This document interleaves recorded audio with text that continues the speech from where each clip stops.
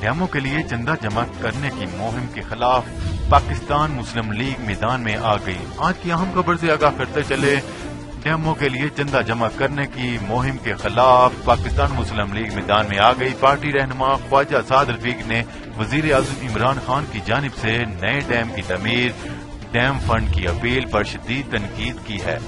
سابق وزیر ریلوے خواجہ سعد رفیق نے سماجی رابطے کی ویب سائٹ ٹویٹر پر اپنے پیغام میں کہا کہ کول توڑنے کے دعوے دار چندہ خور حکمران آتے ہی اپنے دھندے پر لگ گئے، آمدن بڑھانے کی بجائے ہر شعبے میں اثاثے بیچنے اور چندہ اکٹھا کرنے کے منصوبے بن رہے ہیں۔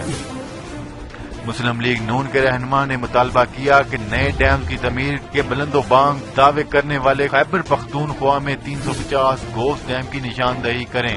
یاد رہے کہ وزیر اعظم عمران خان نے 2 روز قبل قوم سے تقریباً 7.5 منٹ دورانیے تک خطاب کیا، جس میں انہوں نے یورپ اور امریکہ میں موجود پاکستانیوں سے اپیل کی کہ وہ ڈیمز فنڈ کے لیے کم از کم $1000 پاکستان بھیجیں۔ اس مہم کے خلاف سینیٹر مشاہد اللہ خان بھی سخت بیان جاری کر چکے ہیں۔